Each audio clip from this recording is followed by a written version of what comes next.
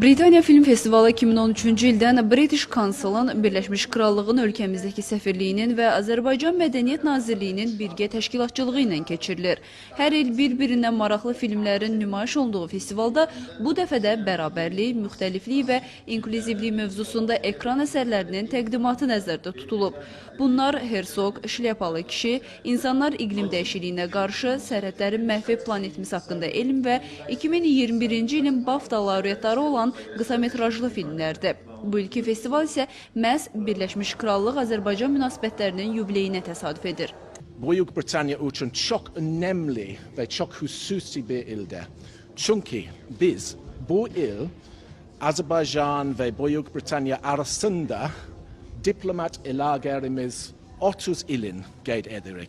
Bizim için bu çok yaxşı bir şeydir. Biz 30 il ərzində birlikteyik. Bizim iki taraflı ilişkilerimiz çok güçlüdür ve eminim ki gelecekte daha çok güçlü ve daha yakın olacak.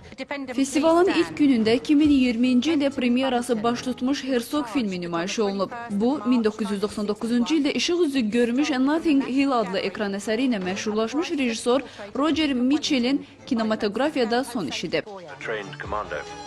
You all right? Bit of biscuit. One problem. What's that? Your mother. I can explain. I'm shaking. It's the shock. Filmdə baş rolları Oscar mükafatı laureatları Jim Broadbent və Helen Mirren ifa ediblər. Ekran əsərinin əsas süjet xətti 60-cı illəri əhatə edir. Retro komediya janrında olan filmin əsas mövzusu oğurluğa qarşı və ədalət uğrunda mübarizəyə həsr olunub. You campaign for pensioners and war veterans. Every time someone gets cut off from the rest of us, this country becomes a foot shorter. Qeyd edək ki, Britaniya Film Festivalında insanlar iqlim dəyişikliyinə qarşı və sərhədlərin məhvi planetimiz haqqında elm sənədli filmlərinin də nümayişi nəzərdə tutulub. The planet's climate.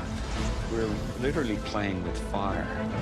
Birləşmiş Krallıq 2021-ci ilin sonunda BMT-nin iqlim dəyişikliyinə dair beynəlxalq konferansına ev sahibliyi edib. Ona görə də qərara gəldik ki, bu dəfəki film festivalı iqlim dəyişikliyi mövzusuna həsr olunsun və kinematografiyanın gücü ilə bu mövzunu daha geniş auditoriyaya çatdıraq. Düşünürəm ki, əksər gənclərin bu filmləri izləmək və müzakirələrə qoşulmaq imkanı olacaq. Xatırladaq ki, koronavirus pandemiyasına görə bir neçə ilə onlayn baş tutan Britaniya Film Festivalı bu il ilk dəfə yenidən ənənəvi formatda keçirilir.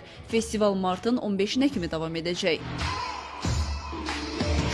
Rüstəm Mikayılzadə, Zaur Dadaşov, Nuray Mustafa, Mədəniyyət xəbərləri.